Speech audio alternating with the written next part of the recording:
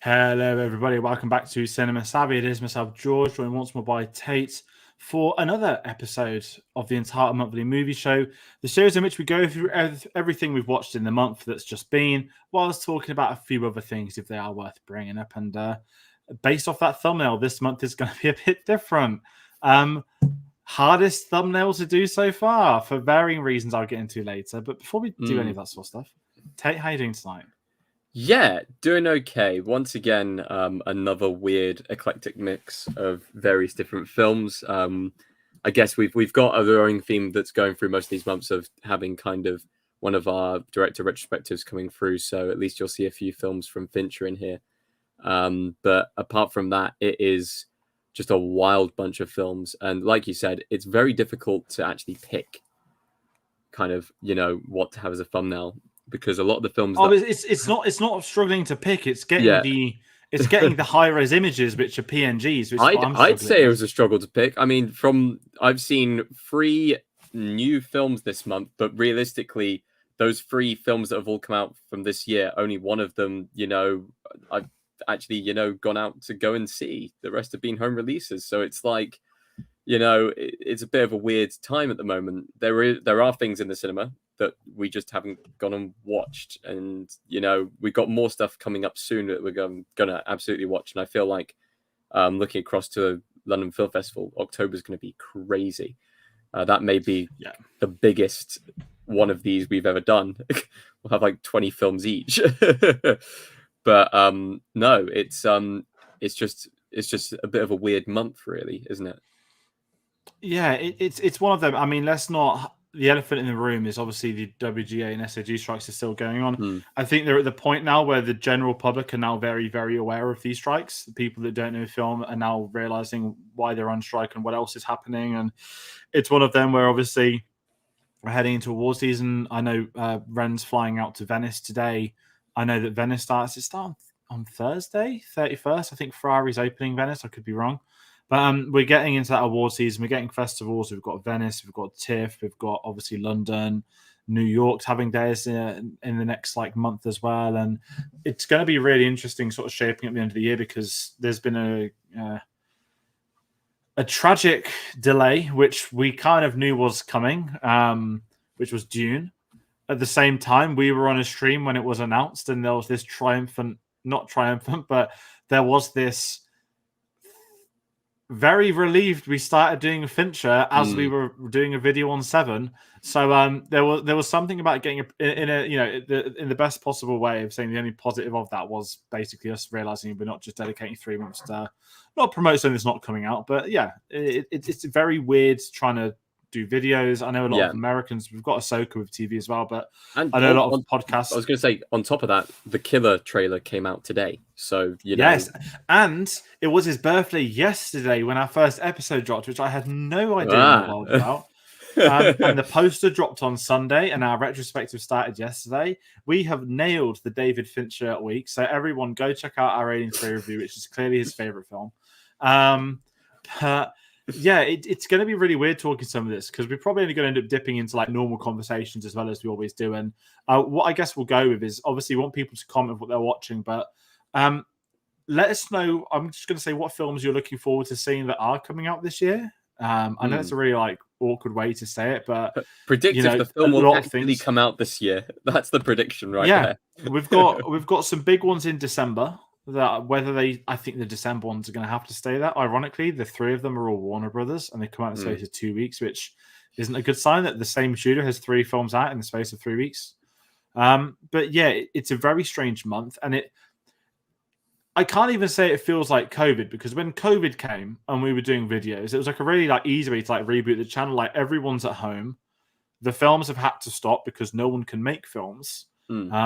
We're not going to get new releases because no one can go to the cinema, etc., etc., etc. And that was so different. There wasn't frustration with that. That was just the situation of the world at the time. Whereas this is the only sector that's currently shut down. And it's not good. And I think, again, the more common folk, non-film fans, are starting to realize it. The one thing I love to do, which is there are certain people you just know would be like, "Ooh, actors don't need any much more money," and we all know those kinds of people very well. And the moment you tell someone 90% of the 160,000 of them earn under $26,000 a year, not even pounds, to get medical insurance, that's when everyone's started like, "What?" Like, I think so many people think actors, because of the high percentage that we see often who are very wealthy. We know that obviously there are high earners, and that's what's more important, that they are the ones also on strike, on the picket lines, doing what they can, helping and donating and stuff. So the strike's just fascinating to read into, and fascinating as the strike can be. But again, more normal people that are starting to realize it. When my friends start turning to me saying, "Soon, because it will happen, like it did with COVID, why isn't anything coming out? There's nothing good that's come out recently." That's what it's been post Barbie Oppenheimer. Yeah. And I can't even sit here and say, "Wow, this is going to be fantastic coming out soon," because it's not coming out soon, and everything you were watching being filmed is basically shut down unless it's like British, and like British funding, British everything. So yeah, we're in a very weird stage, but we're going to talk about the strikes a little bit more probably as and when. But as always, if you like this, do subscribe. We've got a lot of other stuff happening. We've mentioned the Finch retrospective quite a bit. We're going through to The Killer. The trailer came out, it looks unbelievable. Genuinely, you don't get decent trailers these days. This is a really good one, so do check that out. And it's going to get a cinema release in October, but no one knows how long for. And even if you want a bit more breaking news tonight, Killer's The Flower Moon, they are scrapping the limited theatrical run, and instead we're getting a worldwide proper run on the 20th of October. Yeah. So Apple are going all out, and I guess that could also be because June, which was meant to come out 2 weeks after, is no longer releasing. So some good news for cinemas. And yeah, we'll talk about that in a bit. But as long as it isn't, the 4 hour long cut or whatever it is. It's 3.5 hour long. 3.5 hours long. I still feel like a film that long may need an intermission. They'll just say Endgame and Titanic and yeah, I know. But Avatars. Those films that big need intermissions. I know. Maybe that's worth the debate. Should we go before we go into any? Have you ever actually? Here's a good question. Have you ever had an intermission? I've had one intermission at cinema in my life. Mine was 2001: A Space Odyssey, and I was like, "Wait, what? An intermission?" And then I checked my phone for the football, and I was buzzing because I'd never had an intermission, and then I was just sort of waiting for it to restart. I have had an intermission. Can't remember. I feel like I've done an intermission before, and I was really happy about it. I know that when I watched The Irishman, I had to do that in multiple different segments. I couldn't do that in one go. That was too long to do in one go for me. But no, I feel like it's an art in cinema that has gone away. It's really unusual. You can't exactly be expecting people to be, not want to, take a break. Midway through a 3.5 hour film, no matter how invested you are in it.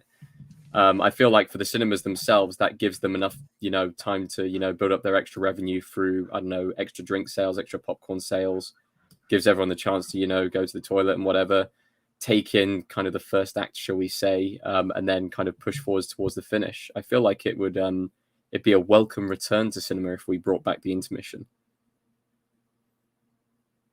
I think it will always depend on the film you're watching. My issue is how awful modern audiences are on their phones, and it's like when you're at a football game, right? And it happens to Arsenal a lot. It's the start of the second half, and then like all the dickheads are still buying their beer, and I'm like, does it really take you 15 minutes to really do that? And I've just been at a 90,000 seat stadium buying it freely with like 2-minute intervals. So that, and then it's empty seats and it's flat, and then they were coming back. I was like, there's nothing more I'd hate than like half a cinema coming in once it's restarted. But it's a good question. 2001: Space Odyssey, it needed it on that, and I guess because of its age, it's films back then, like the theater today, they write around intermissions. So yeah, if the director wants to do it, give it a go. But yeah, it's an interesting thought. But how do you do this? Do you want me to go through mine first, or do you want to do yours? It's we haven't really discussed that. Was there an intermission during when we went to go see Star Wars at the Royal Albert Hall? Yes, but that's because it was live music. I quite liked it though. I mean, they had it Interstellar live as well. It's more that they just can't play for, I guess, 2.5 hours straight. I'm trying to remember where the intermission was. Probably on the Death Star, I'd imagine. I think it was just as they got kind of, was it? Yeah. It'll be where the old do you remember when you're younger, ITV would always play Star Wars every year. They'd do one every 2 weeks. It'll be like that. They'll have the selected ad break spots, and it'll probably be the middle one.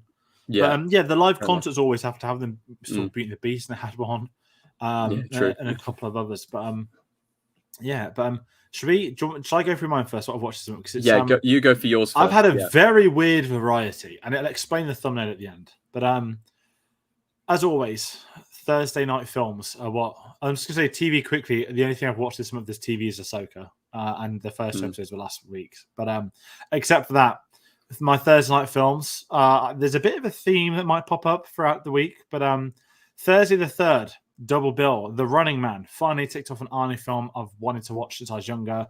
Loved it, and it was really short. It was like an hour 40, and then it was 9 o'clock at night. So I followed it up. I watched ticking off another mighty performance, one I've really wanted to watch for years. I watched Dog Day Afternoon, Al Pacino and Joe Pesci film. Yeah.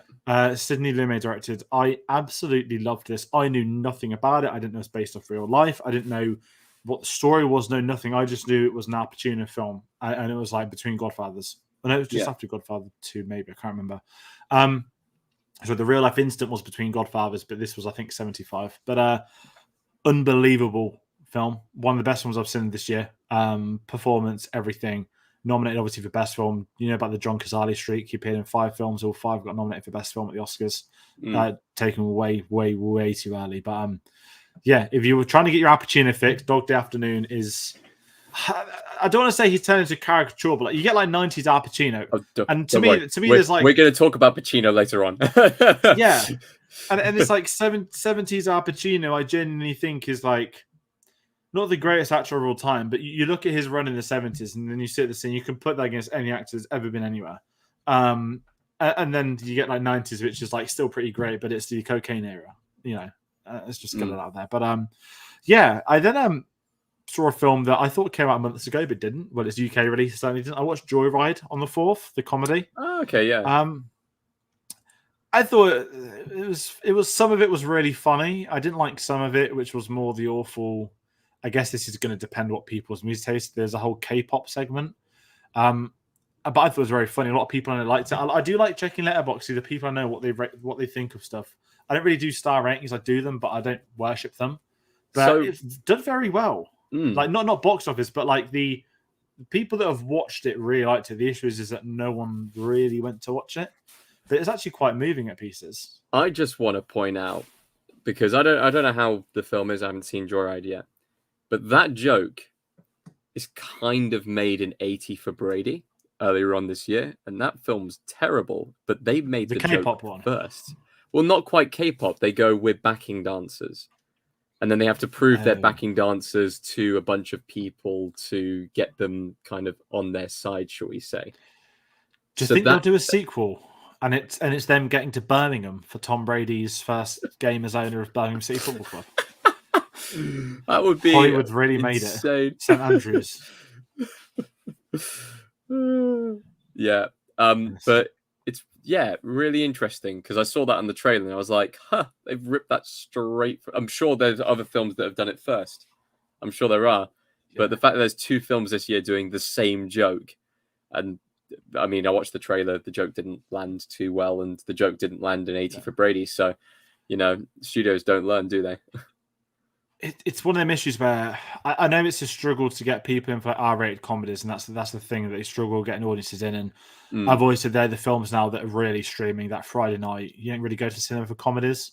But I enjoyed Joyride. There's some really good stuff in it, and there's just some stuff that I wasn't too keen on. But that'd be very different. And then how to follow up Joyride? Saturday night, lit evening, JFK. Okay. Long. Yeah, that's a film that maybe needs an intermission. Yeah, that needs a few intermissions. I'm going to be honest, I struggled to sit through it. I watched it in one sitting. I took a break to go and get a takeaway, which sort of summed it up is that I was breaking a diet because I was really needing something nice. And I thought it was a biopic about JFK.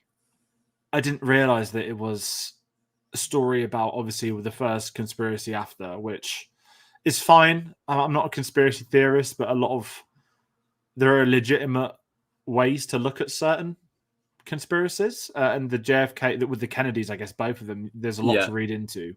Not tin hat ones, like legitimately you can read into stuff. I mean, here's the thing: But, if you want to watch a really good JFK video that's about an hour and a half, go watch Lemino's latest video. The one that's causing. No, I was going to say the one that's causing. I thought you were about to say if you want to watch a really good JFK video, watch one that's about 10 seconds. I was like, oh no, this channel's gone. So his video is causing. This is away from film now. His video is causing controversy because React channels are just watching his content and not A, giving him, the credit for it, and B, not actually reacting to it. They're just putting his video on the screen and just doing facial expressions like that. So yeah, that video is causing a stir, but it's a very good video. I'd highly recommend it. Interesting. And then kind of what's interesting with JFK is obviously post Oppenheimer. That's the film a lot of people were comparing it to. And I'll be honest, don't get the Oppenheimer comparisons at all.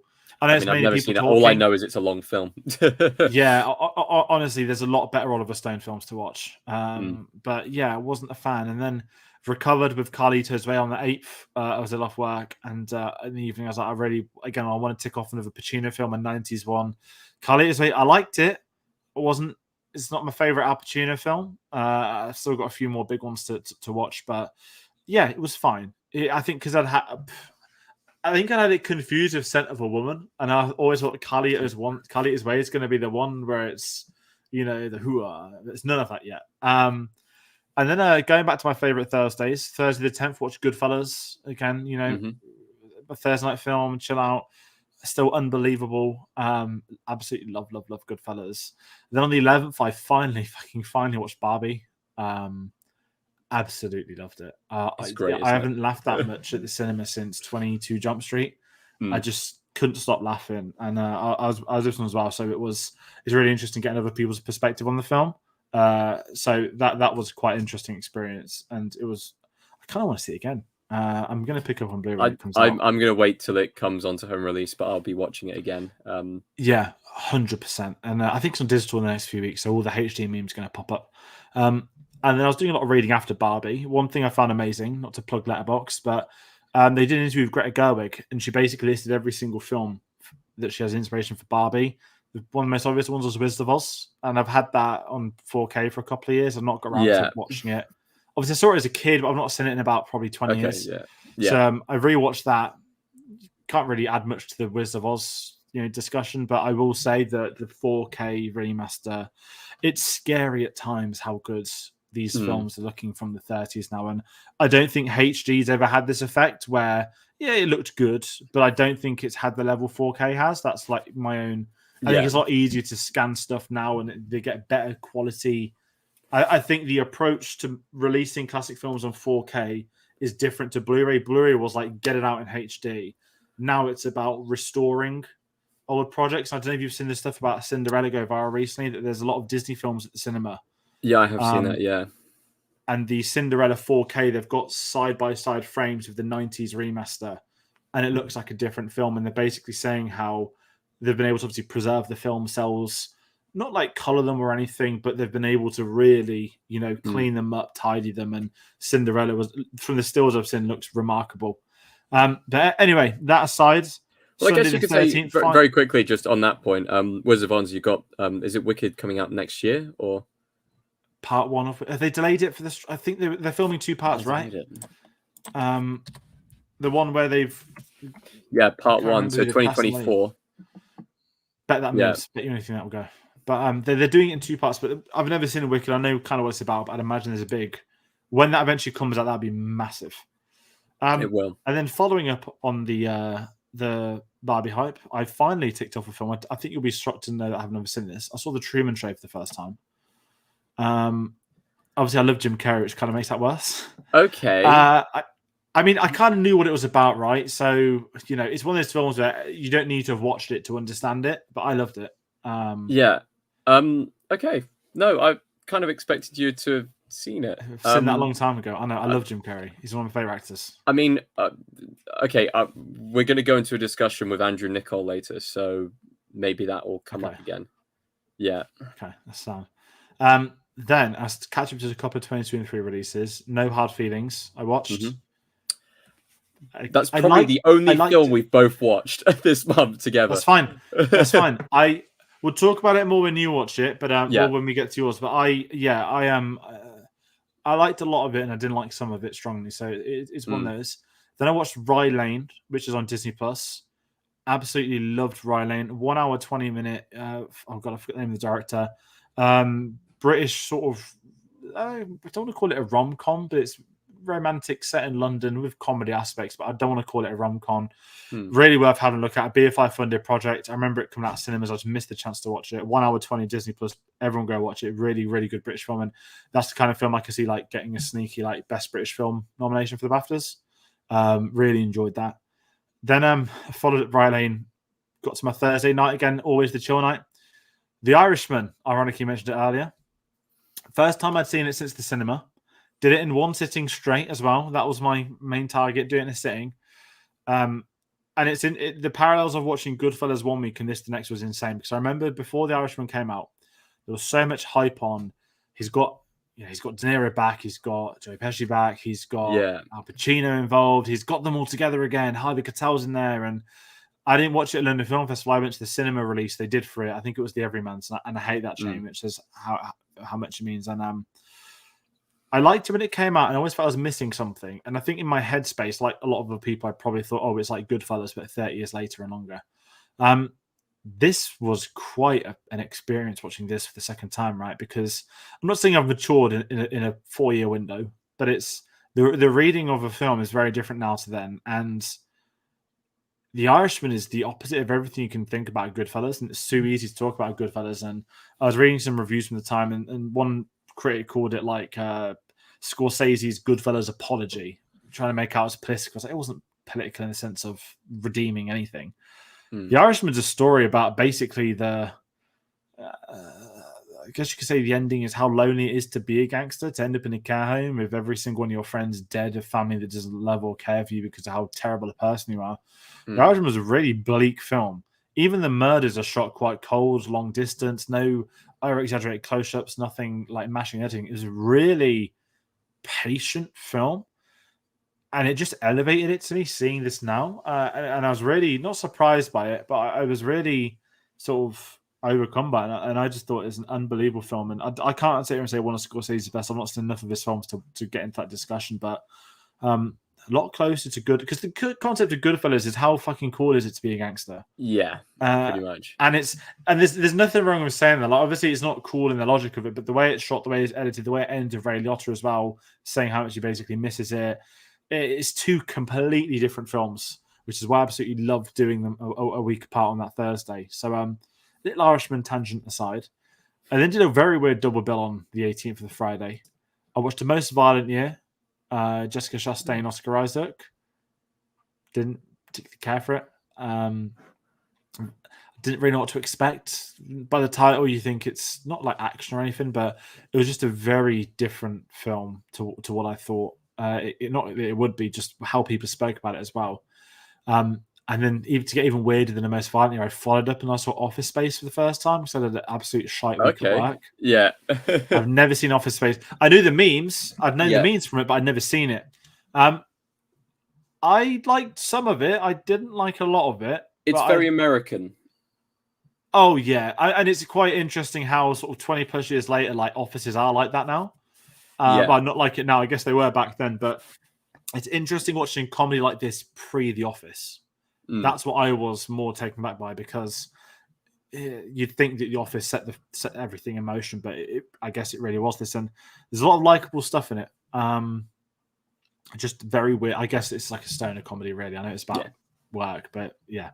And then it just gets quite boring from here. On the 20th, I watched Alien 3. On the 24th, I watched Seven. Seven comes out on Monday. The gap of not watching films is literally because I was at the AEW on Sunday at Wembley. It was 82,000 people, biggest wrestling attendance ever on record. And I had to watch 3 4-hour pay-per-views before Sunday. So suddenly watching films was off the books last week. And I got to catch up to everything in time. and I've been on the wrestling hype, so I've not been watching films since then. But I did today watch Fighting My Family, the second time I've seen it. It's the reason it's the thumbnail. It's the Page biopic. Saraya is her name now, if anyone's seen that on the news this week. Obviously based off the documentary back in the early 2010s about her family, way before she was signed to WWE. Documentary on this family in Norfolk who run a wrestling promotion. And the documentary it's about the family, but obviously got the young daughter and the son. And obviously when she made it into WWE, won titles and stuff, The Rock produced this film. I don't know if you've seen it, actually. I have seen it, yeah. And it's interesting because obviously it was nice to see The Rock produce something. Obviously WWE films, they've got the copyrights, they've got all that sort of stuff.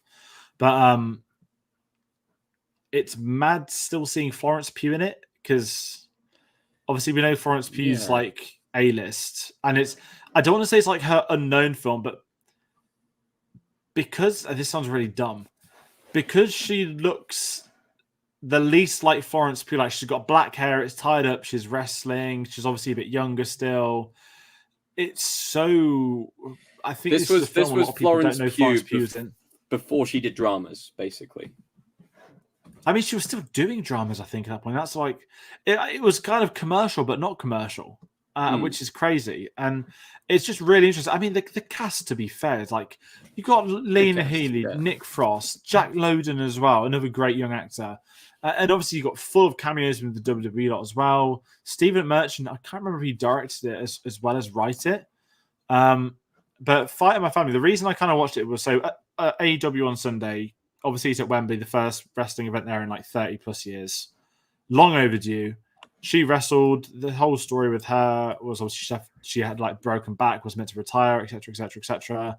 And she came back a year ago to this promotion. So you need the story of the Brit winning the title at home. And obviously, she had that in front of that crowd. It was a great moment. And then in the media scrum after, she did an interview. And someone asked her about, she basically said she'd want to do Fighting My Family too. Obviously, she addressed the stuff that happened a couple of years ago, which everyone would have seen the leaks and stuff. And she said, obviously, you have to be PG rated because of everything that happened in my life, which is understandable. I don't think we'd ever get one because the quite obvious thing is it's WWE did Fight My Family. They own all the names and the rights and everything, and they're not going to obviously like let their rival promotion like make a sequel. But I guess she's just answering politely a question a journalist has asked her. But it kind of did make me wonder, and this is a weird question to you. Has there ever been a biopic that's had a sequel? That's a really dumb thing to say. I mean, Tiger King did a sequel. It wasn't really... It was a biopic series that managed to do a sequel, and the sequel was about kind of the cost of the fame that came from it for everyone involved. So, I'm trying to think if there's any other biopic. I don't think there's ever... It's I mean, they could do a sequel to Bohemian Rhapsody and actually, like do the story properly and what happened after. But it's one of them. It was just making me think. So obviously we've had Oppenheimer, right? And Oppenheimer, box office wise, it's in the eight. It's overtook way overtook Insta now. It's past $800 million, which is fucking insane. No one ever saw that coming. And it needs to get to, I think, 920 mil to overtake Bohemian Rhapsody to become the biggest biopic ever made. It's about to become the second highest grossing R-rated film ever as well. Oppenheimer is sweeping at the moment. And obviously because that's been in the news, obviously Fighting My Family, I was just really curious about the whole biopic angle. And I just wanted to pose that. It's a really niche thing because there's obviously been, multiple people have had multiple biopics made about them in their lives, which is more common, I guess. Like Elvis obviously had loads of Elvis films and whatnot, but I was just really intrigued by that because obviously Fighting My Family, it's like, if you've not seen it, it's a good film. It's a nice drama. It's a sort of feel-good film, one of those. And it just did make me think that not that like Page was too into the film, it told the story it needed to tell. But I was just curious by the concept, like, has there ever been like a sequel? It's like when, like when sports people do books when they've been around for like a year. Yeah. It's like, you've just started your career. Why are you doing a book? Yeah. It's I don't know, weird tangent. Explains the thumbnail again. It's not been a good month trying to get a thumbnail out because I was trying to get Paula trailers and it just wouldn't work. I couldn't get a decent high-res photo where it just blended. So it's a bit of a cheap skate going to wrestling, but yeah, that's my month. That's August done. Obviously, as I said, I watched this. I did get to watch the Ahsoka at the BFI IMAX, which I was very, very, very, very satisfied by, and I'm not looking forward to waking up at 5:30 tomorrow to watch it before work. So that was your month. My month, like yours, was quite weird. I started the month by watching Paprika for the first time. Have you seen Paprika? Never heard of it. Never heard of it. So it's an food? anime. No, it's an anime film by Satoshi Kon, and it's pretty. I mean, Christopher Nolan had to have seen it before doing Inception. He just had to have seen it because it's so similar and yet so, wild, and kind of pushes the boundaries of, animation to its absolute forefront. And I guess Nolan would have done exactly the same, but he actually put it to film, if that makes sense. It's all about kind of people invading other people's dreams and, taking control of other people's dreams and stuff like that. I mean, what year did it come out? What year did it come out? 2006. He would have been writing Inception. He started writing Inception in 2002. Yeah. So that's interesting. It's very interesting. But it's a very, very, I don't know how long the production was on the film, because it's an anime, so it could be anything from, it could be absolutely anything, within its production window. I'd have to do a bit more research on it, but that was an interesting start to the month. And then I saw Basketball for the first time. Did you? Yeah. I mean, you like both baseball and basketball, right? I like baseball, basketball. I also like South Park. So for me, this was just like an interesting combo. I'm not sure if I was fully on board. Liked it. I'm not sure if I was fully on board with it. Like, it was okay. Some of the humor landed and made me laugh. Some of the humor, I was like, okay, not quite. I saw that. Did you do work? I mean, this is going to make us sound old because I think our like age demographic was the last ever year to do it. Do you remember year 10 work experience when we used to have to go out for like 2 weeks and get a job? Yeah. I was at this amazing like TV, not like film shop, but like a TV place that like they refurb TVs, sell TVs. Okay, yeah. I got to watch Avatar on a 65-inch TV, for this first week of work, so it was great. And I always saw the shop. They're a really good company, like a local independent one. And one of the guys working was like, "Have you ever seen basketball?" They'd have films on in the background whilst they're working all day. I was like, "What the fuck's basketball? Do you mean basketball?" And he's like, "No, it's filmed by the South Park people." And I remember them putting on in the daytime. I loved it. It was so weird. And it's one of those films where I was like, how did that get made? I mean, I guess it's the 90s and it's South Park. Feels like an SNL skit. Yeah, that went on for like an hour and a half. Yeah. Whilst successfully piss-taking, not sports like basketball. Franchising. I guess, kind of. I'd say like 20 plus years later, it's more the psychologists of sports people I sort of laughed at. The franchise stuff, obviously, because I didn't really watch football here. I'm more aware of it because of all the Americans buying up everything. But yeah, like, because I don't watch basketball or baseball, I don't know if that would like offend people that like those sorts of things. Because I saw the aggro about a gold medal runner. Did you see all this yesterday? Videos going viral of this guy that's like won like gold medal at the Olympics. He's a runner, and he's basically said like he's sick and fed up of like American sports. He's American. Call themselves the champions of the world when they're winning titles like the national football and national basketball. And it was funny because it's true, and everyone else outside of America knows it's true. And it was just full of basketball fans being really angry. And I just thought that was hilarious. Sorry, that's way off point. No, fair enough. So after watching Basketball, I also watched No Hard Feelings, which I have mixed views on this film. Some parts were incredibly funny, but the undertones of the film are pretty fucked up. Pedo. Yeah, really, really dodgy. Like Carl loves basketball, loves Trey Parker. Yeah, I wish they'd do more films. I know that they're doing. I wish they did. I mean, they do music. Book of Mormon. Totally I say Book of Mormon's great. Mormon. Yeah. But no. This film, and this is going to sound really wrong, would have been okay in like the 80s and 90s. But on reflection, nowadays, this film doesn't land at all in that same sense. And it's a really unusual career choice for Jennifer Lawrence to make and go, yeah, I'm on board with this film. I don't. It's a good one. It's interesting because you're bang on. You're bang on. If that's I'd say 90s. I'd say even early noughties, you'll get away with that. You can get away with that. What I'll say is, I think Jennifer Lawrence is amazing in it. Fully committed, you have to add. 100%. Lots of creeps online. There's been a lot of creeps like taking that scene and brightening in it, and I was like, that's just a bit fucking weird at that point. But I don't think that may have been the biggest laugh of the year, maybe outside of Barbie. Like when that fight scene started, I was like, yeah, she just a German suplex on a beach. Like she's just German suplexing them. Yeah, I really miss Jennifer Lawrence in films. I know that that Netflix one came out with Leo, and yes, that's her return. But this felt like Jennifer Lawrence is back, and I liked her in it. I thought it was funny. I felt bad for the kids, and I know you kind of meant to. And like R-rated comedies, there's an art to them. It's not just about put blood in, put sex in, put this in, put that in. Like R-rated comedies, like 20 Jump Street, just go all out. Your rating does not make the film funny. It's things like Deadpool, right?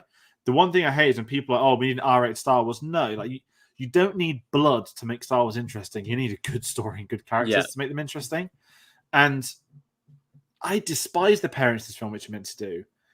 And then I felt bad for the son, and then I kind of hated the son. But then I was like, I just didn't really know what to think. Like, I got to the end, and I was like, there's some things I thought were really funny, and I really liked. Like, I get the whole, like, she develops feelings for him, but I really did struggle with the age gap. Yeah, it's more the fact of, like, I don't know, from a British perspective alone, the second that she says she's 30 and it says he's going off to college, that's just like, but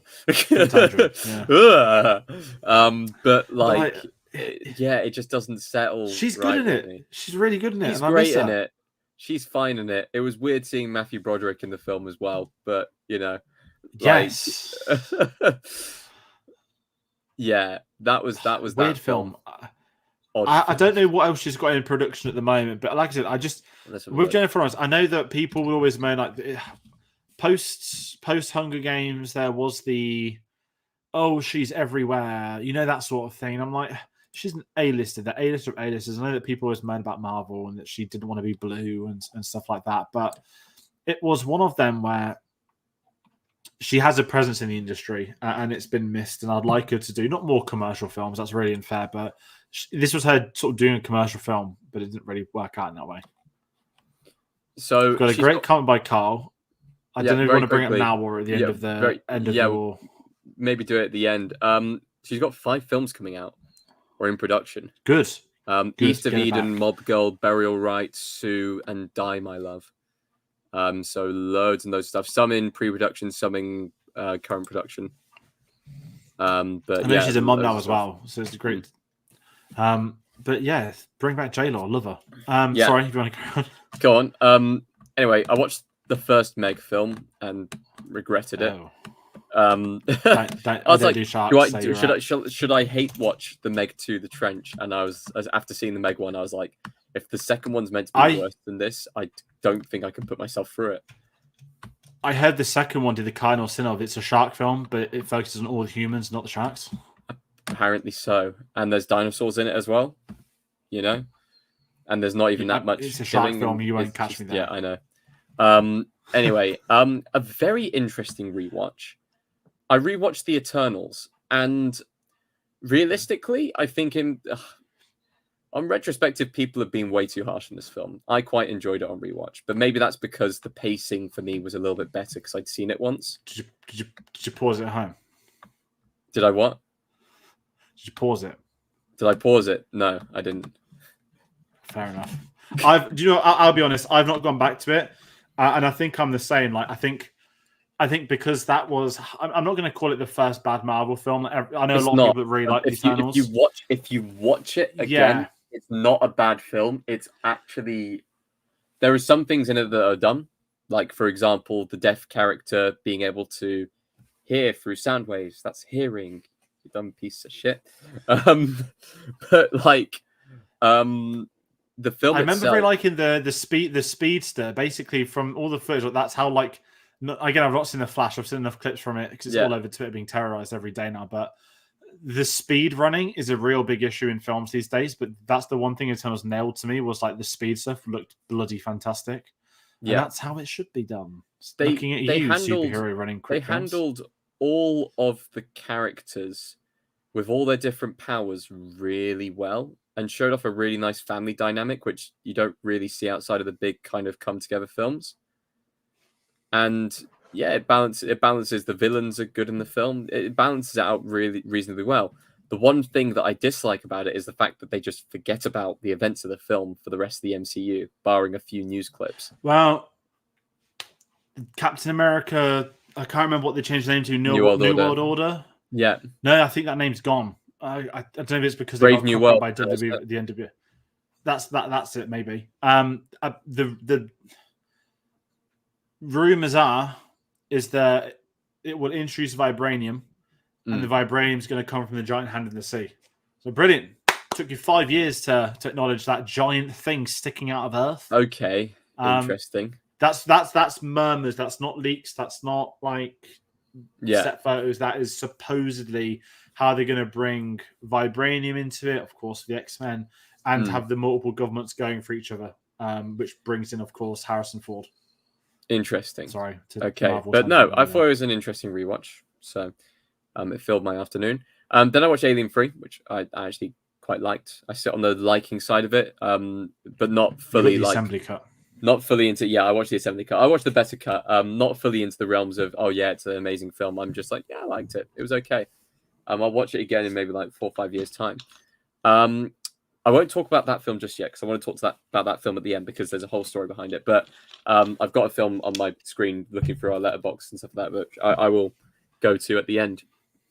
I watched Submarine for the first time, which was Richard Ayoade's film with what's his name? It's the Welsh guy, Craig Roberts, who took my Maroon 5 CD. He took your Maroon 5 CD? You know the Tracy Beaker meme?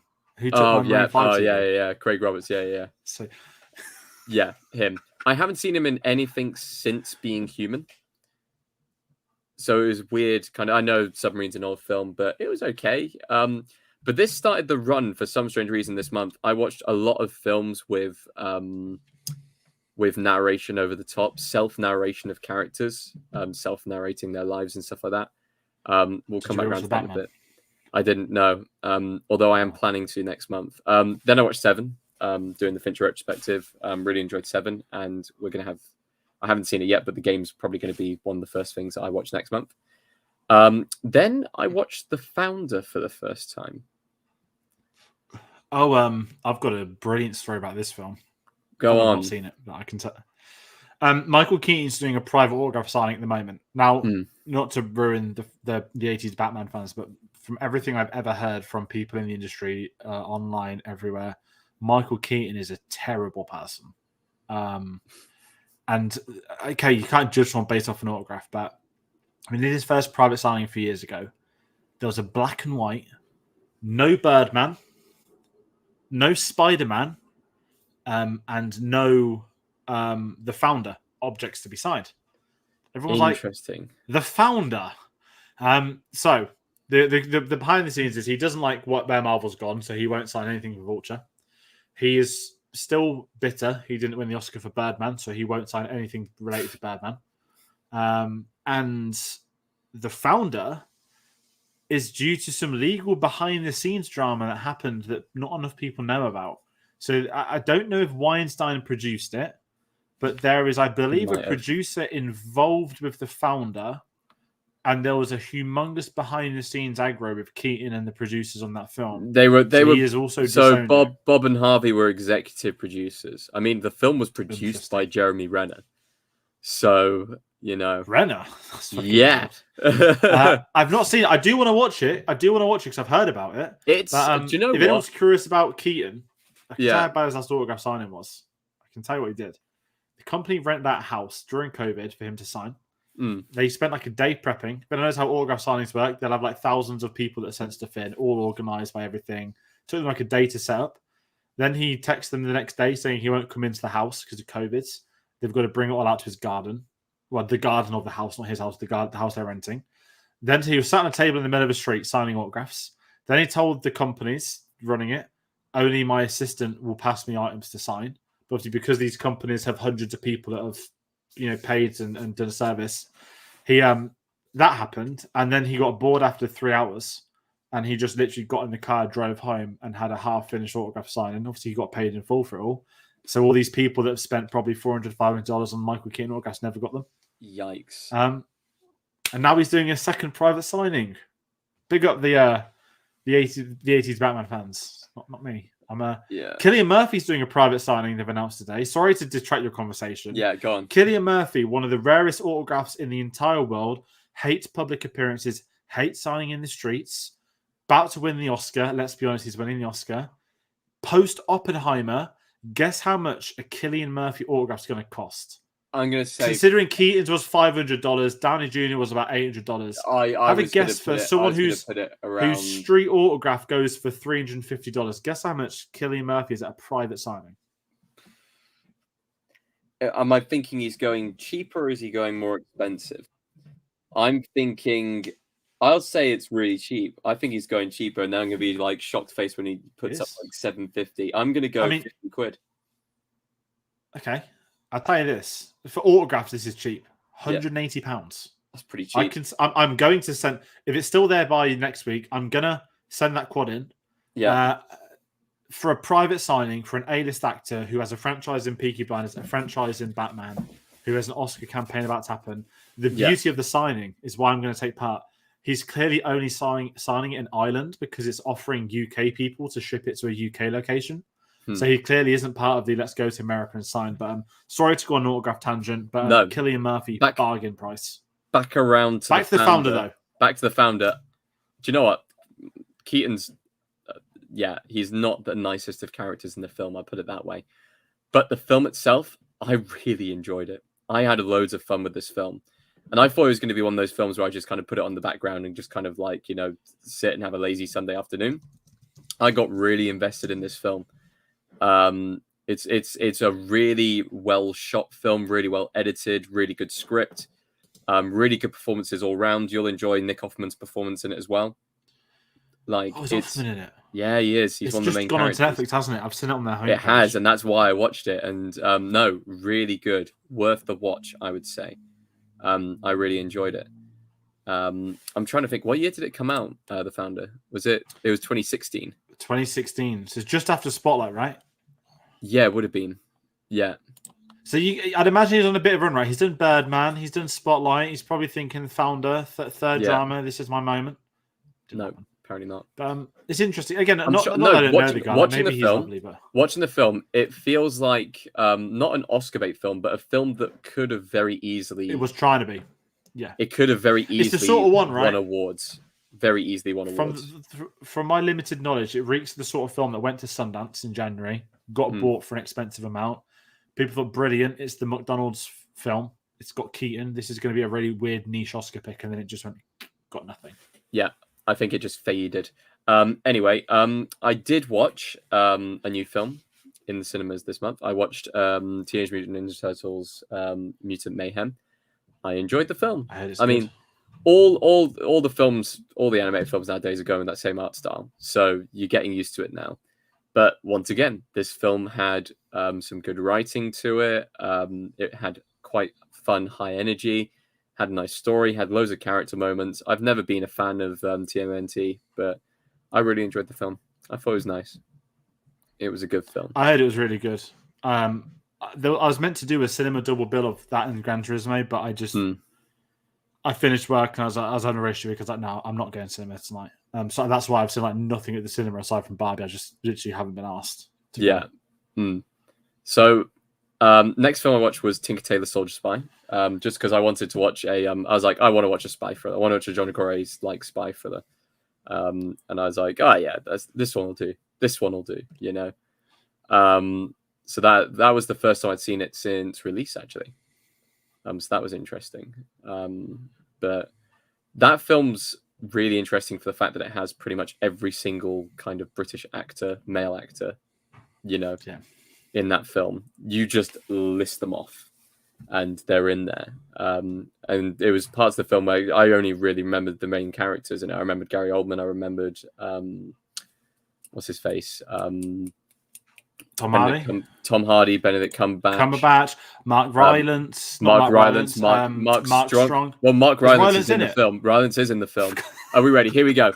Gary Oldman, Colin Firth, Tom Hardy, John Hurt, Toby Jones, Mark Strong, Benedict Cumberbatch, Kieran Hines, Stephen Graham. Let's look down the list. It's just Every like British actor.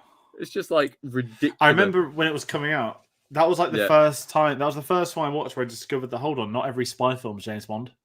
I do want to watch it again. I'll tell you this good story. Charlie on the channel. She told me this.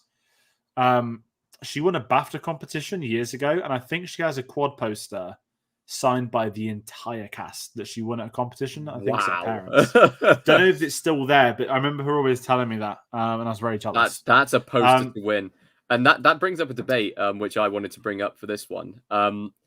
Because, of course, we had Oppenheimer this year with one of the greatest kind of casts put to film. We always get these big films. The best ensemble cast ever. Best ensemble cast ever.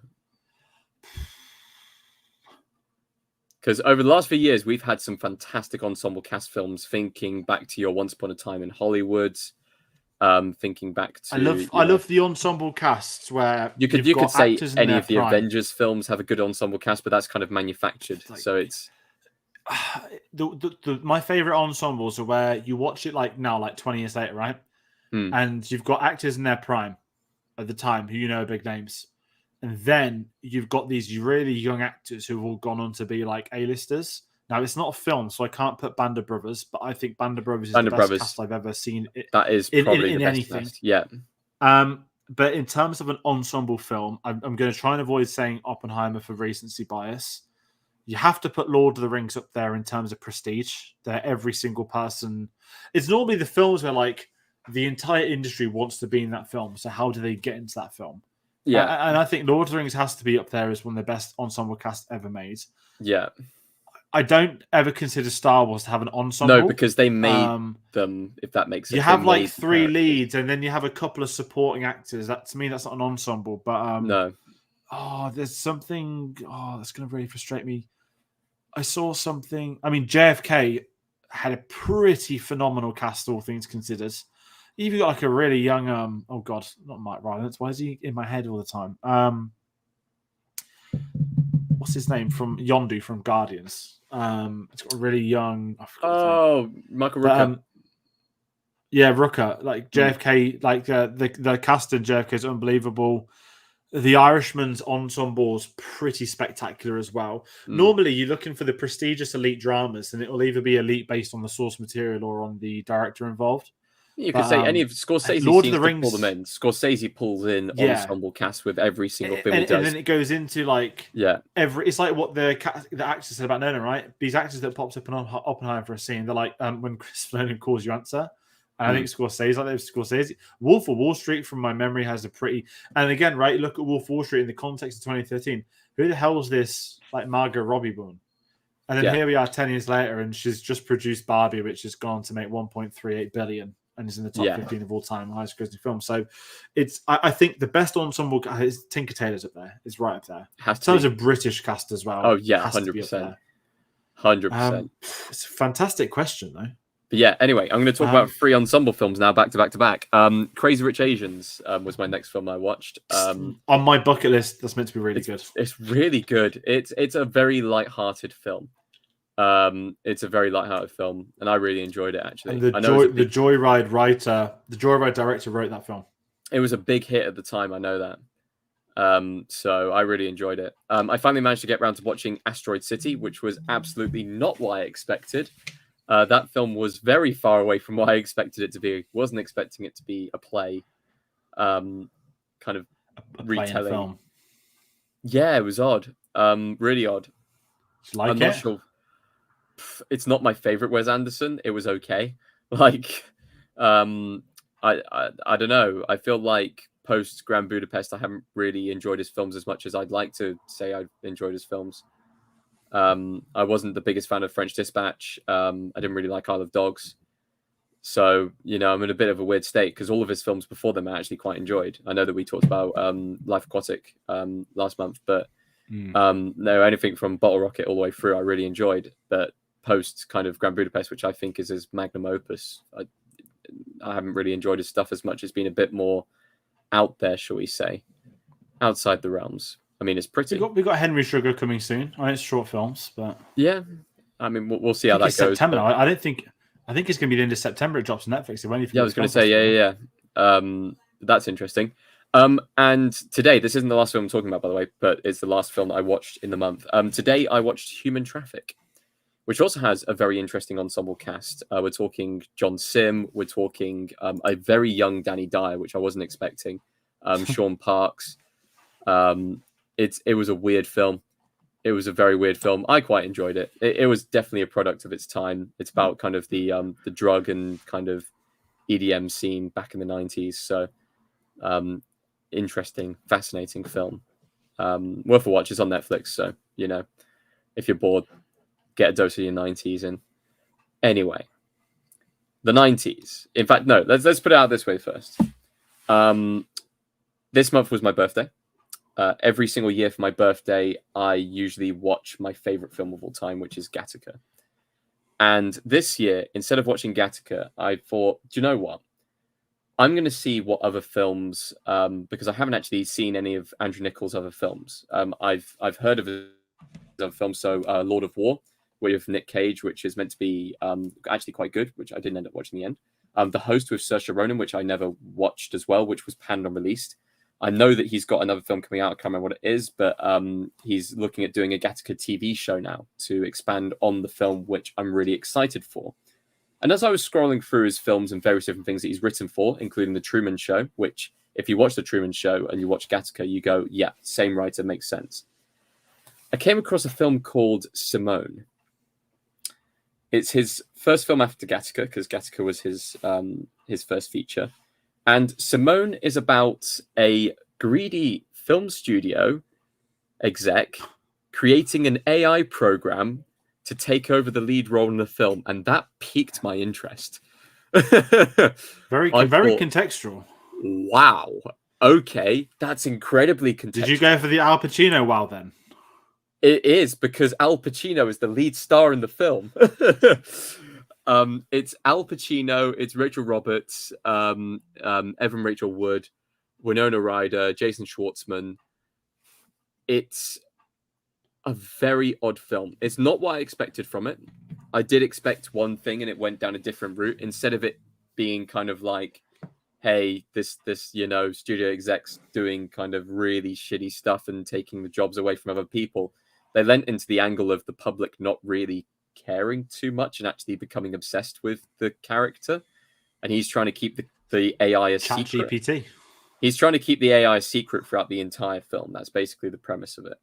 And he has to basically create a bigger lie and a bigger lie to cover up the AI kind of taking over the film, to the point where he pretty much falls in love with the AI because he's basically gone and created the AI to do that.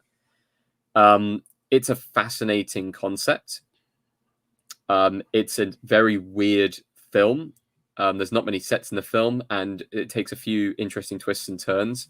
In the end, it ends up being like a giant Black Mirror episode, which I'm okay with.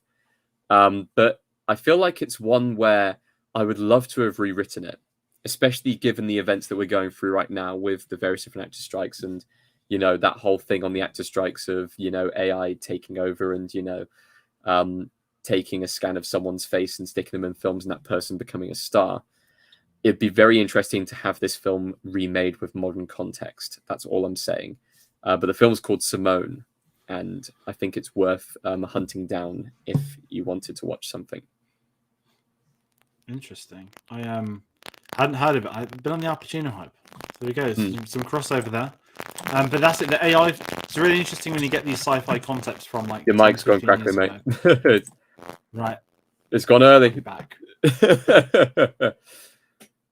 It's gone early. So a thing that's been happening recently, we'll just let people know at home. George has been having troubles with his microphone. So every now and then, around about the hour, somewhere between the hour and the hour 15 mark, George's microphone has been doing weird things. And we've tested the microphone. It's nothing to do with the microphone. So we're trying to figure out what it is to do with it. Are we now. back? We are back, just filling in the audience Strange. of what It's was so going weird. on. It used to happen like 4 years ago. Yeah. And I've got no idea. But yeah, the AI stuff, I love sci-fi concepts where it gets more real as time goes by. But we've got some comments I need to bring up. I was going to say, sorry, the other one that I have seen, which I really enjoyed as well, is In Time, but I didn't watch it this month. But that's one of Andrew Nichols' other films. I've always wanted to watch it. It's got a Domhnall Gleeson, hasn't it? Yeah. He also wrote... No, that's About Time. In Time is Amanda Seyfried and Justin Timberlake, but the film's actually good. That's their life is the time on their wrists, yeah. But I mean, Andrew Nichols had a weird career. He wrote for the film The Terminal. He wrote for Truman Show. He made Gattaca, and then since then he's not really done much. Yeah, I shut him out. We've got a couple of comments. Carl, from the trailers, I had low expectations, but I love Gran Turismo. I've heard that a fair amount. You know, I'm in a really weird boat with this. So I'd more than a ticket for the press screening. I'd like actual physical tickets, which doesn't happen. Got the time off work. Didn't know that it wasn't even train strikes. Like when there's not train strikes, they decided that they would just shut my station for a week. And I was like, I just really don't want to drive to London tonight. So I didn't go to the screening of that. And then I just haven't got around to going to see it at the cinema. I'm curious about Gran Turismo. I've heard some very interesting stuff. It'll be tricky for me because I'm into. I know it's not F1, but because I've got I'm curious. There's a few people I know that are a bit more involved in the film, so it's one of them where I'm going to catch it at some point. But the real life behind the scenes, it sort of piqued me in terms of do I want to have a look into this? There's a few people involved that I'm not sure about. Martin. But it's been so long. I did watch The Bear. I've just not got around to watching The Bear. I really want to watch it. 3 episodes into season 1, and then I stopped watching it because I had to travel. I've just heard it's incredible. Everyone I know really tells me how good it is. I need to. I will try. I'll just get on it. But I've also got Only Murders in the Building. Also, that's meant to be amazing as well. And the first 2 series were great. So. I hardly watch TV, and the problem is that I do want to watch TV, but then I'm like, 10 hours, that's like 5 films, and do I tick like 5 good films off? Because I'm trying to watch like better films again, so I'm in that weird zone where when I do get into TV, I get like dangerously into TV, and now football's back, it's going to get harder. But we got the big question. What would you say is your film of the year so far? Now, mine's too obvious. So... Obviously, I'm just going to say Oppenheimer. I might be watching it again Saturday. Saturday's National Cinema Day, which means nothing if you're a Cineworld Unlimited member, but it means the cinema's going to be busy. But it does mean that if I want to take someone to the IMAX, it's like £3, not £20. So I would like to watch Oppenheimer again. I stayed at Waterloo on Sunday into Monday for the wrestling, and I did want to go to the BFI IMAX to watch it. And when I checked 3 weeks ago, it was sold out already. So it's more... I want to see Oppenheimer again because I watched it 3 times the opening weekend, which was a lot. Gets out of the way. I've given it a bit more time. I can't see past it. Ironically, you saying the word past because of how tired I was last night. I didn't go to the past live screening, which I have heard is an incredible film. I'm going to try and catch it when it's released. I know it's actually on digital already, so I could use my VPN if I need to watch it online in America. But yeah, it's Oppenheimer by country mile. I say by country mile. I've got Barbie at number 2. I thought, you know what, like Barbie's going to be funny, and I think it'll be like a one and done. But I just didn't expect to be like as into it as I was. I thought it was hilarious, and the thing with Barbie is I was watching that, and I've got 2 older sisters, right? So I'm a bit more aware of certain things. I feel, and I just when I say I recognize people, I felt seen at one moment. You know people with a Mojo Dojo Casa house? I know people that think they're Ryan Gosling and don't realize that the meme isn't you're Ryan Gosling, but they think they are Ryan Gosling. It's like the whole Sigma thing, right? Patrick Bateman and all that sort of stuff. It doesn't matter. But there was a moment where I roared with laughter, and it was the Godfather part. And obviously, like my friend Tayte was like, "It's you." And obviously, I don't mansplain films, but I just had a lovely chuckle because they got. But I was surprised. I did. That's why I watched. I'd watched Goodfellas like the night before. I did think like, if they were going in to sort of take the piss, I've never really seen guys talk about The Godfather. Goodfellas, I see people trying to like again, right? Goodfellas, American Psycho. Obviously, Godfather is way more recognizable, but I just feel thought like no. I the think the commentary on it is Godfather's that up there. it's like Is regarded the best if you're film ever talking made. about films and you Yeah, turn around to someone and someone hasn't seen The Godfather, then suddenly but I that's. don't act like that. But also, I would never ask someone to watch The Godfather because it's like it's precious to me. But I tell Yeah. you what, I did see a really funny reel.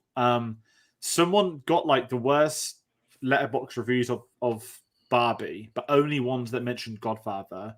Then they would go on the account of the person that wrote the review, and like one of the two Godfather films is always in their four favorites. Yeah. But yeah, sorry, back to the question. Yeah, Oppenheimer's my favorite of the year. I just think, again, it's my favorite director. It's one of the most insane cast I've ever seen. I think it's going to sweep the Oscars. Now, don't get me wrong. I don't like celebrating films being delayed. But, the back of my mind, June was gone. I was like, it rubs my hand. 3-time Oscar winner Christopher Nolan for best film, best screenplay, and best director. Although now Killers of the Flower Moon is going to have a worldwide release, I'm a bit nervous. But, who knows? yeah. The killer may come in. There's a few films that could be vying for it this year. Don't write Barbie off as well because it might end up being Barbie versus Oppenheimer for best film. It's not going to win best film. No, Barbie's not. I don't know. I'm sorry, but Oscars have been weird things the last few years. No. The Oscars guarantee no old white men are voting for that. Films either. I'm just on my Letterboxd. I've seen 37 UK releases this year. I'm quite behind. Basically, what happens is 31, so you're ahead of me. When Football Manager comes out, I tend to have Football Manager on my desktop. Yeah. And then I have my laptop. And normally in November time, all the films from early this year are now on Netflix, they're now on Sky, they're now on this. And I can just smash out catching up. So by the end of the year, I want to say, and obviously we get the festival, we're lucky we'll get stuff early, but I should have about 65, 70. But if I'm going to recommend a really, really, really low-key film that no one's really spoke about, obviously technically I would have spoke about early this year, still the Michael J. Fox documentary. That's one. It's not in my top 10. It's sitting at 11th at the moment. But that was quite. That was a really, really nice surprise watching. I say nice. It's not nice. It's about Parkinson's, but that was really just something that caught me off guard. That film. So it's been a weird year. I think it's been a good year so far. But we're in a very weird state where, because some of the big ones are missing that are coming out, we don't know how it's going to go. We've got Ferrari, we've got a new Michael Mann film coming out, we've got a new Scorsese. As you said, Fincher, the trailer for Kill looked bloody superb. Martin says, when is June Part 2 out? It's now out on, I believe, March. The 18th. Basically, it's going to be whilst I'm out in Friday Austria, after the Oscars. They have no IMAXs near me in Austria. It comes out the Friday after the Oscars. So I'll be honest, I'd put a bet down that this isn't going to come out in March. It's a very weird date to put it to. Like, we know it's ready. Like award season. Put it to November. Like yeah, put it in November. It will get its award season run. I'm looking forward to Napoleon, new Ridley Scott, of course. Ridley Scott's also got, well, I don't think Gladiator 2 is going to make its release date with the strikes, actually, but that would be next year. So it's a strange year. There's been some, I think some of the better films have been the low budget indie ones. So again, like it's trying to find them, but you say that, but none of my top 5 are low budget indie films. So no, same. I think it's been a weird year. I think I don't know. I don't know what to. I mean, I think this year's always going to be remembered now for the two big sets of strikes, and we don't know how they're gonna. We don't know what the outcome is. That's not just the issue, but like really, like once. I mean, I know people working on sets who are out of work. We've got nothing at the moment, and the knock-on effects are seismic. So it'll be interesting. Martin, I've heard good things about Still and the John McEnroe. Tate, you'll be you're our tennis guy. I need to watch McEnroe. Haven't seen either. I'm the tennis on the channel and stuff like that. I still haven't seen Breakpoint. That's been on Netflix for however long now. I have to replace you with Theo. I know. Hey, you've got two tennis people. I was gonna say next month we'll be reviewing Wimbledon with all the various different actors who appear in the film. Yeah, Paul Bettany. I'll tell you a series I'm looking for. If anyone's into their wrestling, it's coming out on Netflix in 2 weeks, and I'm trying to get access to it. Basically, Tate, I don't know if you'd have heard this. There's There's a famous wrestling promotion called Ohio Valley. It's like OWC basically. They used to send the wrestlers to this like not like low budget. It was like an unofficial. It was like a small wrestling promotion that WWE would send their younger wrestlers to or poach them from. Like your Randy Ortons, your John Cena's, your household names, Batista, all came from this place. And then when WWE created NXT, which is basically like their junior wrestling system, which in its peak was like the best wrestling had got in many, many, many, many decades, it's basically crippled this Ohio Valley. So they're now making a wrestling documentary about this really famous like promotion. It's coming out in 2 weeks, so I'm going to watch it. If any wrestling fans are into it, the careers that have launched from that is just curious by itself. I always quite like the behind the scenes and the politics of wrestling in the sense of like people buying out each other and scrapping and all that sort of stuff. You've got Carl's Elemental was a pleasant surprise. Yes. The box office savior. It's now on like 450 mil or something worldwide. Like it was. I'm waiting to watch it again when it comes out on Disney Plus. On Disney Plus. I tell you what, its box office story is like insane. That it just carried on going and going and going. I mean, Mission Impossible's done the same, right? But Mission Impossible's budget is. I don't think Mission Impossible is going to turn profit. That was a prediction which I thought I'd absolutely failed at the start of the year because I said, "Oh yeah, don't rule out Pixar," and then it bombed to start off with. Now it's just picked up, and I'm like, "Okay, don't count out Pixar." It's just not stopped. No, this is why this year's been unpredictable for box office. Like, I'm sorry, but anyone that says that they thought Barbie would make $1.5 billion and Oppenheimer 900 mil is just completely off the rocker. I know you said Barbie was going to make a lot of money. That's a good prediction, but it made a billion. Even like Margot Robbie jokes saying, "Yeah, I said to Warner Bros. to make $1 billion," and I didn't really have a clue what I was saying. Oppenheimer, I didn't think would make more than 400 mil, and it's like no, I didn't. I was thinking like it's going to outgross Inception. It's going to outgross Inception, which is ridiculous. Jesus, it's $100 million budget as well. Anyway, and the worst thing is, sorry, last thing I say with all these big delays, there's nothing really out now. Like we're still going to have Barbie and Oppenheimer. I mean, Gran Turismo just came out in America. Are you ready for this pub quiz question? It wasn't the highest grossing film of Friday, Saturday, or Sunday, but it's the highest grossing film of the weekend because they're using 2 weeks worth of IMAX previews in America to boost its box office opening weekend. So Barbie still made more than it, but my God, I honestly am telling you now, like Barbie and Oppenheimer, they're going to still be in the cinemas at the end of September, minimum. Like, don't know what the next big blockbuster is, but I say that I know Marvel's is out in November. I know that Hunger Games is out in November, but we're in just a very weird state where there are films coming out. I've just like loosened my head as to what they are. Yeah, and we haven't done any like new release reviews for ages, but we will be getting them on the way. There are films coming. Should I do my top 5 or should I just keep it to like my top film of the year so far? You do your top 5, then I'll do mine. Have you got your top 5? I've got my top 5, yeah, so far. At number 5, and it's also my kind of hidden pick of the year, that's Nimona. Really enjoyed it. Number 4 is Dead Reckoning Part 1. Number 3 is Oppenheimer.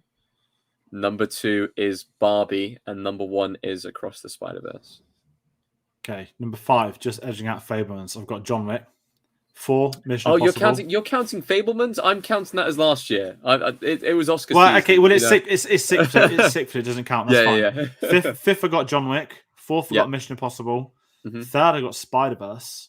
2nd, I've got Barbie.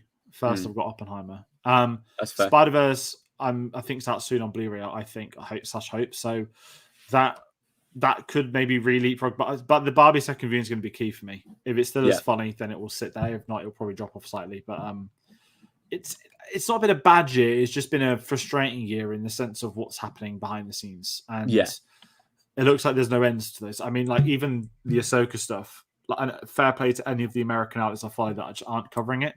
A lot of American podcasters, if people are curious, that they are genuinely, a lot of them are SAG members or WGA writers or have ties to, so they're just not promoting anything that's current, that's part of it. And I've got insane respect to other people who aren't members at all, who are just joining them. Good friend Alden of the channel, he's not doing anything for Ahsoka, and it's because he knows people within those guilds as well. So we're still carrying on. There's still a fair few outlets doing it, but not as many as normal. And obviously it's a lot worse in America than over here for those strikes as well. Like we've still got some things filming, they've got nothing. But But yeah, weird way to end the stream. I mean, listen, we know we're gonna have a lot of Fincher in the next episode of this, and by this point, there'll be more records probably broken by Barbie, by Oppenheimer that we'll be talking about. We'll have had a few big festivals, so we'll know slightly what things could be in the Oscar race. The big question now is what actors are going to be turning up to what red carpets at Venice. We know that Ferrari has been cleared to allow Adam Driver to attend. And it is the Monza Grand Prix this weekend, so I wouldn't be surprised if they make him go there too. Do you think he'll be waving the checker flag or something? I couldn't imagine him in any more pain than having to do promotion at the Grand Prix. I just want to see him I'm not going to watch it. I haven't watched F1 this year. It's atrocious, but I'll pay good money just to see him looking absolutely miserable in the Ferrari garage when they cock up a pit stop. But the question is Thursday, 31st, London Film Festival schedule is going to get announced. So I would like Ferrari there because I'd like to this time meet Adam Driver and actually ask for a photo and not be scared of him. That's the goal. I met him twice. He was nice to me both times. I was just too scared to ask for a photo. The awful Priscilla film, the whole cast are allowed to go. Ferrari can go. The Killer, none of them can go. I don't know if Fincher's going. I heard Fincher might not be going. I would be very surprised if he's not going to Venice. But it's going to be a weird month. Even into Oscars, it's going to be strange. And there's going to be a lot of very weird things. There will be more delays. There'll be things getting delayed that, like, for example, the Batman was originally meant to start shooting in November. And back in March, they were still on the first draft. That was probably never going to be this November anyway. But there's not even a script on the table for them to even do casting. So the knock-on effect will start not just next year's releases now, but ones past that. And I think there'll be a big restructure of the industry in the next couple of months that we don't know what's coming. Yeah. But yeah, it's doom and gloom. It's interesting. I feel like it's going to be a very weird festival because of all the things going on. It'll be great for us. If there's less people interested for the red carpet, it's brilliant. Make it harder for us to get interviews, I guess. I was going to say. We'll interview anyone. We'll interview, the security guards there and see what their thoughts on the film are. See how many autographed wristbands they handed out to the dealers. I'll tell you what's one great thing about it, though. I was at the Ahsoka event and someone messaged me saying, is she there? They obviously don't know Rosario Dawson's name. Yeah. I was like, no, she's on strike. As many realized they've all had to find real jobs again. So that's one benefit of, I guess, the strikes is that, autograph dealers, have to find real jobs. Sorry, weird tangent. I need to get that Cillian Murphy thing booked for next week. Yes, you absolutely do. It's still on sale. Bargain. It's a bargain. It's not really a bargain, but like when they said to the Spurs manager, is £45 million a bargain for James Maddison? He goes, £45 million. You think that's a bargain? And that's kind of what I'm like with autographs. But in the context of it, the Oscar winner Cillian Murphy, * 6 months time, is one to get for that price. But that's gonna do it for this weird ending that we've done how to end. Yes. Like I said, if you're not watching live, let us know what you've been watching. Let us know what you're looking forward to for this year. Let us know your favourite film of the year. Carl, comment yours as well, and we'll bring it up if you can get it on by the time we get to the outro. But let us know. We've got a lot of videos. We'll be back live tomorrow night. This time we'll be live talking Ahsoka Part 3, airing on Disney Plus in just under 4 hours. I will be awake before the office day to watch it before I go. The stream will be set up. We'll be live at 10 o'clock tomorrow night. Every Wednesday, Ahsoka spoiler discussions. It's nice to get them back, and I really, really enjoyed the first episodes. Then we've got the David Fincher retrospective. We've got our review for 7 dropping on Monday. Paul Klein joined us for that. So much fun to record. Incredible film. So we've got that every Monday, Ahsoka every Wednesday. We will have new releases. I promise you there will be new releases, but we are also building up the festival. And I've got the home media series, which I'm hoping to get another video out in the next 2 weeks when I go through all the plans. Carl has beautifully put, believe it or not, it's filmed this Gran Turismo. Absolutely fair. It's had its fans. And I love Neil Blomkamp. Saw his disastrous interview though from a few weeks ago where he had to go to jail, which was really awkward. But that's going to do it for that. Find us on social media. We're on linktree.com/cinemasavvy. On there you can find our Facebook, Twitter, LinkedIn, Facebook, Twitter, Letterboxd, and Instagram accounts. You can follow us there where we announce stuff, talk about what's going on, and you can get our link to the Redbubble store as well. So do check them out if you'd like to. Tayte, if I missed anything else out. No, other than go and watch the Fincher retrospective videos as they come out every single week. I mean, we've recorded 2 at this point, and the discussions we've had on them have been excellent. And it's going to be a really nice run up to The Killer, which hopefully is going to be at London Film Festival. I'm assuming it will be. But yeah, go watch those videos, and yeah, see you on the next one.